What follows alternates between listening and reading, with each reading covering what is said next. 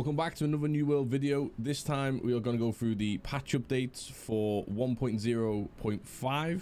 These obviously came out yesterday on November 3rd, so we'll try and get this video out obviously as quick as we can. But you know what, I'm actually kind of excited. So I had a chance to play yesterday after the maintenance for and the downtime for 1.0.5. I was actually, like, you know, pretty pleased with some of the things that they brought in. Do you know what I mean?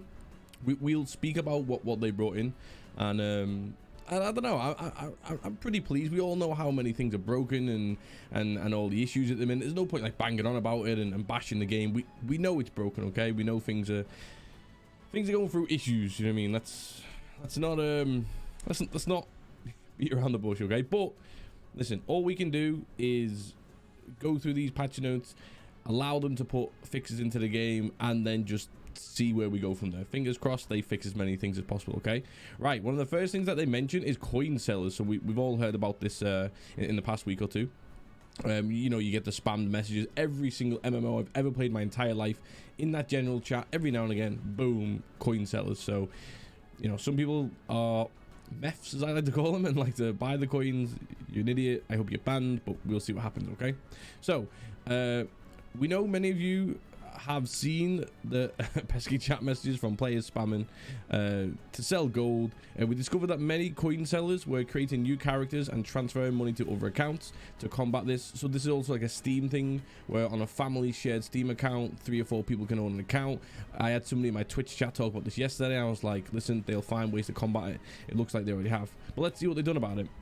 They have banned and suspended many of the reported accounts. Obviously, so listen, if you're reporting them, happy days. It looks like that's working.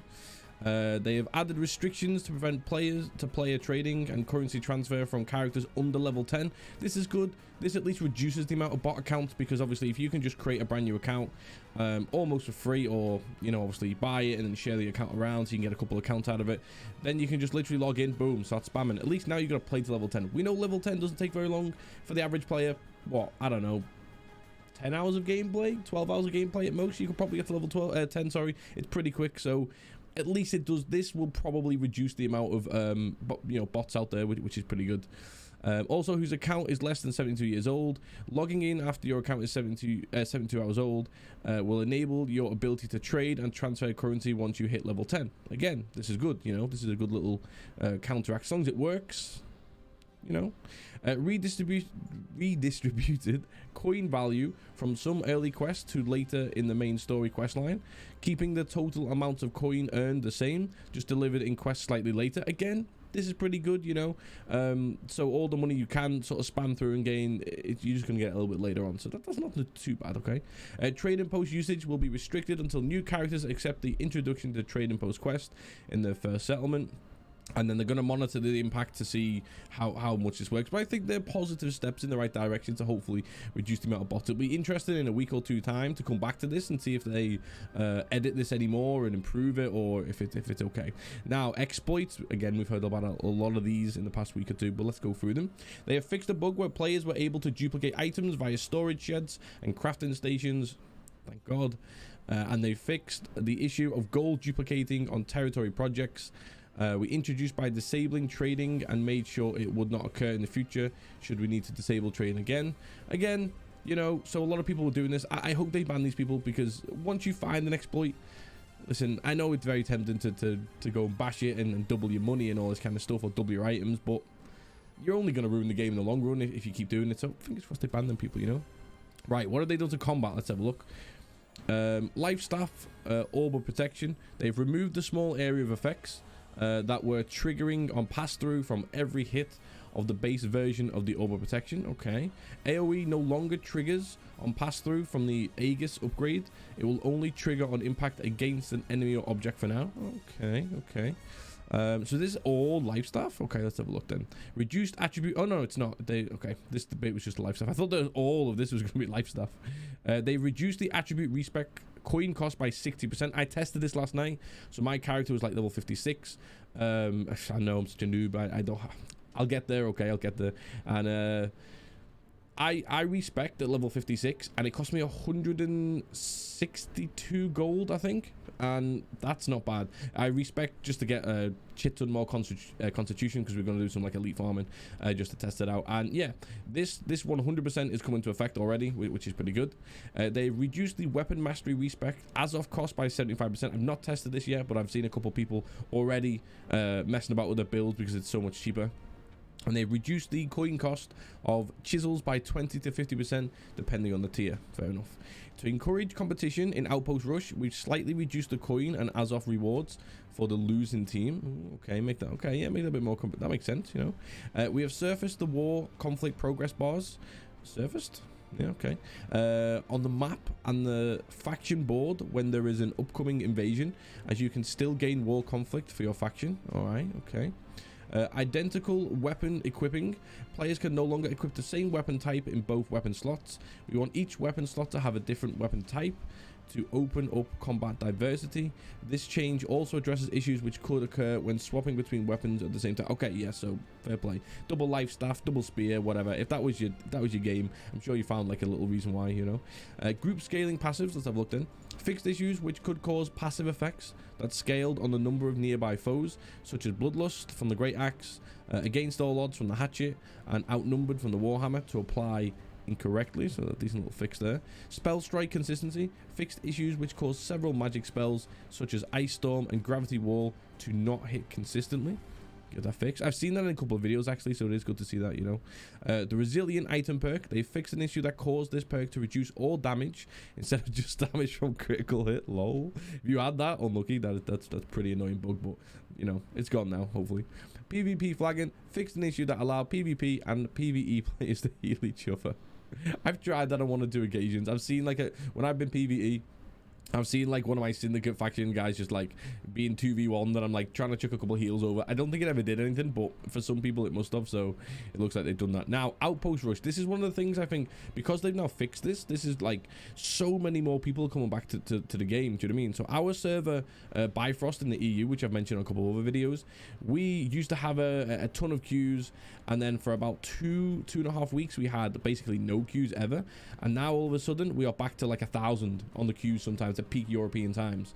Now the queues do go down pretty quickly, but yeah, so it looks like this is bringing a lot of players back to the game, which is good. They fixed an issue that was allowing players to get out of the starting fort before the match starts. We now prevent multiple players from interacting with the altar in Outpost Rush. This will prevent players from getting multiple summon tokens per 500 Azov. They've also done an issue that sometimes caused the nameplates of summoned allies to appear hostile. Fixed an issue that was causing battle bread, the food buff in the Outpost Rush, to be twice as effective. Damn. They've updated a tooltip for the battle bread and Monster Slayer stew to properly describe the buffs that they provide. Fair enough. And they've fixed an issue that could cause players to become stuck in the teleport loop if they teleport out of Outpost Rush while using /unstuck. So again, fair play. Now, general bug fixes. So listen, if you're an Outpost Rush fan, obviously I think this brought a lot of players back. It could be the server transfers opening up, but I can't imagine my server Bifrost having like 1 to maybe 3,000 players all transferred to it. You know what I mean? In order to create these queues that we've now got. I can't see that happening. Possibly, I'd love to see it just like stats somewhere, but I think Outpost Rush is one of the reasons, all these fixes is one of the reasons why a lot of players have already come back. But yeah, general bug fixes, what have we got? I'll go through these. I won't read them out too fast, just so anybody listening to this YouTube video can just hopefully take it all in. People don't like to read sometimes, so I'll do it for you. They have fixed an issue that prevented some people from joining Outpost Rush because they had a pending group invite. Repair kits should no longer require a coin to use. Fixed an issue that sometimes caused players to use the wrong consumable when using consumables from the inventory screen. I've had somebody tell me that it's happened to them. I've never noticed if it happened to me, probably because I don't pay attention to the actual, my consumable bar. But hey, if it's happened, that could be incredibly annoying. You hit that, that health regen and it hits mana regen instead. You dead. Okay. Fixed various issues with invasion status showing before the invasion was declared. Updated missing English text for on login pop-up explaining housing tax compensation. What else do they fix? They fix an issue allowing magic weapons to animation cancel their primary attacks with weapon swap or targeting spells, causing rate of fire to be faster than intended.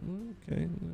They fix an issue that caused the ice gauntlet upgrade pylon dodge to only work immediately after you place the ice pylon. What else did they fix? Some issues that could cause a player to lose their house while offline during maintenance. What? In a future update, we'll be reimbursing the players who encountered this issue. That's pretty funny. Exact details around the reimbursement will be in the corresponding update notes. Fair enough, but at least they've found that, and then, you know, that's really annoying, especially if you're without your house now. You know, that is a bit of an annoying bug. They fixed an issue with enemy AI duplicating and stacking spawns during the quest Shivering Timbers. Fixed an issue that allowed players to initiate a server transfer if they were in the tutorial. Okay. Issues causing the trading post to become unresponsive or delayed. I've not really had that. I've had it a few times where, maybe I have. I've had a few times where I'm literally like mass clicking around, and every now and again it'll kick me out of the trading post and I just go back in. They've improved server performance when a large number of players congregate in settlements. Have they? I don't know. I've been in a lot of settlements, so I tend to I play on like ultra high, and if you can see this little PC in the background, it's not a bad PC, you know. But I play on like ultra high, and out around the world on average I get like 130 140 FPS, and when I go into towns I'm hitting like 30s and 20s and 40s. So, and that was yesterday post maintenance. If they have fixed something, I don't know what that is. I've also reduced the amount of nameplates down to like 25, I think, just because, again, why do I need to see all the nameplates? And again, it's still like 30s and 40 FPS. It's a bit sluggish. It's doable. You're in a town, you don't really care too much, but if you're streaming it, it just looks like your game's performing really bad, you know. Let's have a look. Where are we up to now? So they have fixed an issue that caused some territory influence to not be properly recognized when lots of players turned in PvP missions simultaneously. Fixed issues causing some player titles to show as uninitialized. Definitely not seen that one yet. Issues where players could become stuck while fishing with lag. Okay, that's done as well. And the UI notification for landing in a hotspot while fishing.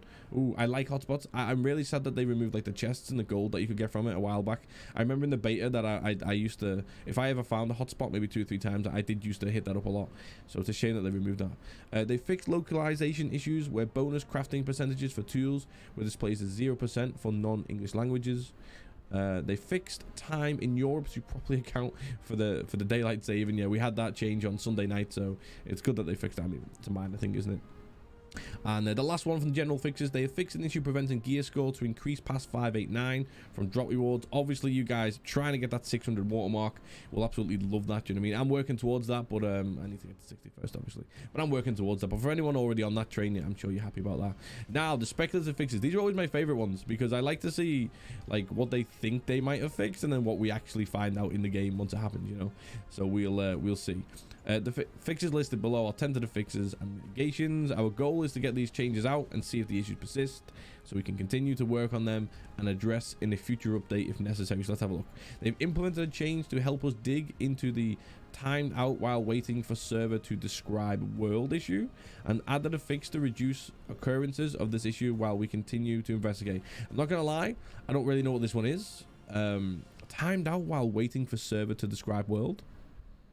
I've never seen it. I don't know if you guys have any like comments down below. You know, feel free to let me know if you've seen these soon. But what I would like to know, in the comment section down below, obviously this is YouTube. We're not on Twitch right now, so we need these comments down below. Hit me up. Out of all of these changes that they've made, all these fixes that they've made, have you found any that have not worked? I'd like to know that, just so I can go back in and test them myself as well. Which is your favorite one? I think some of the obvious ones are all of the you know, like get rid of the coin sellers. Every MMO wants to get rid of the coin sellers, so that's fine. Any exploits, I hope they bring in the bans, which apparently they banned over 1,000 people for some of those exploits. I'm a fan of that because I don't want it ruining the game. Some of the combat ones are okay, but they've never really affected me.